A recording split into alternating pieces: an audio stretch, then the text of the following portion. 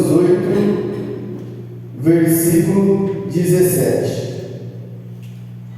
No versículo 17 de Romanos, capítulo 8, está escrito assim: e se nós somos filhos, somos logo herdeiros também, herdeiros de Deus e co-herdeiros de Cristo, se é certo que com Ele padecemos, para que também com Ele sejamos glorificados.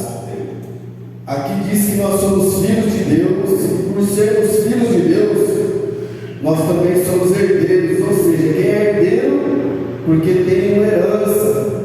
A Bíblia nos afirma que nós somos como cidadãos da família de Deus, que nós somos peregrinos nesta terra, e que nós temos a promessa de um reino que não pode ser abalado.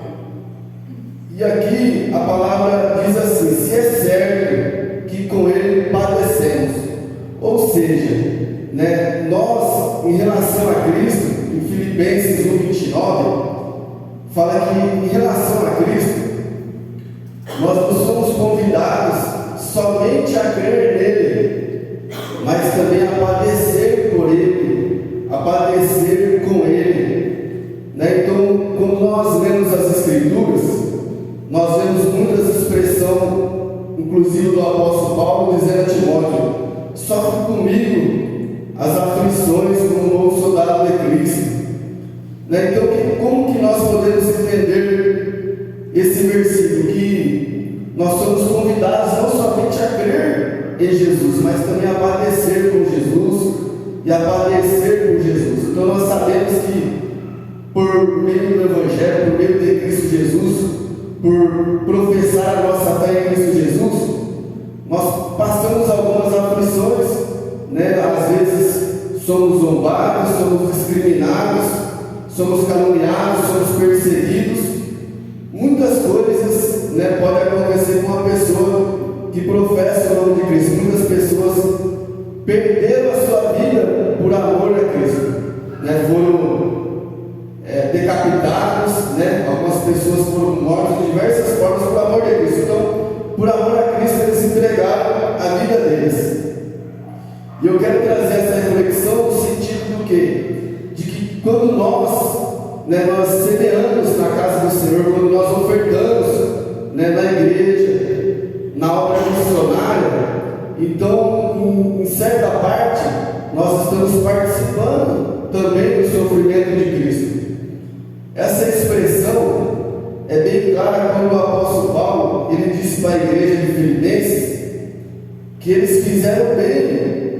Em Filipenses capítulo 4, versículo 14, o apóstolo Paulo fala para a igreja de Filipenses que eles fizeram bem em tomar parte da aflição de Paulo. Está escrito: todavia fizestes bem em tomar parte da minha aflição. Então a igreja de Filipenses, eles, uma e outras vezes, eles socorriam o apóstolo Paulo no que diz respeito às suas necessidades. Então a obra de Deus tem as suas necessidades, esse tempo, a obra missionária.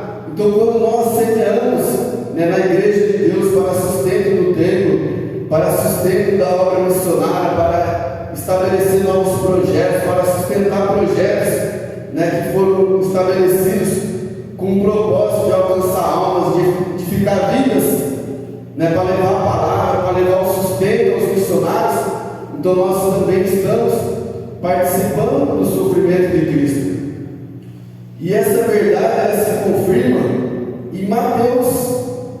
E Mateus fala que vai chegar um determinado dia que o Senhor vai apartar, como o pastor aparta bode de ovelhas. Está assim no livro de Mateus capítulo 25, o fim do sermão profético: a vida eterna e o castigo eterno. E quando o Filho do Homem vier, Mateus 25, 31, se o irmão quiser colocar no projetor. E quando o Filho do Homem vier em sua glória, e todos os santos anjos com ele, então se assentará no trono da sua glória, e todas as nações serão reunidas diante dele, e apartará uns dos outros, como o pastor aparta dos bodes as ovelhas, e porá as ovelhas à sua direita, mas os bodes à esquerda. Então dirá o rei aos que estiverem à sua direita: vinde benditos de meu Pai, possui por herança o reino que vos está preparado desde a fundação do mundo. Porque tive fome e deste-me de comer, tive sede e deste-me de beber, era estrangeiro e hospedaste-me. Muitas das vezes os missionários eles têm abrigo, porque o irmão, a irmã tem semeado na obra missionária, um pouco de muitos tem feito muito na obra missionária. Estava nu e vestiste-me, adoeci e visitaste-me, estive na prisão e fostes me ver. Então os justos lhe responderão dizendo: Senhor, quando te vimos com fome e te demos de comer, ou com sede e te demos de beber, e quando te vimos estrangeiro e te hospedamos, ou nu e te vestimos, e quando te vimos enfermo na prisão e fomos ver-te? E respondendo o rei lhes dirá: em verdade vos digo, que quando os fizestes a um desses meus pequeninos irmãos, a mim os fizestes. Então, toda a nossa contribuição, não é vão. Nós estamos participando do sofrimento de Cristo. E como os irmãos não se importavam de perder os bens deles, nós devemos carregar esses sentimentos também. Não se deixar o nosso coração se prender às coisas dessa terra a ponto de se privar, um dia de continuar com essa obra, com esse ato, de semear na casa de Deus, de ofertar na casa de Deus, porque nós estamos participando do sofrimento de Cristo, porque os irmãos que sofrem, que se dispõem das suas vidas, pela obra missionária. Então, às vezes nós não sofremos na medida que os irmãos muitas das vezes sofrem, mas nós estamos participando do seu sofrimento. E também, como eles são consolados, nós também vamos participar da consolação. Amém? Então, há um gozo eterno, há uma herança eterna para nós. Então, que nós possamos fazer isso com alegria, fazer esse ato que nós fazemos, nós semear, jamais nós não guardemos o que a irmã falou, isso é uma verdade. Nesse mesmo capítulo fala que as aflições desse tempo presente não é nem para se comparar, não se compara com a glória que em nós é de ser revelada. Então não se compara, os 70, 80 anos que vamos viver nessa terra, os nossos conflitos, nas nossas dores, nas nossas dificuldades, nas nossas necessidades, não se compara com o que Deus verdadeiramente tem para nós. 70 anos, 80 anos de vida não é nada perto de viver a eternidade nos céus.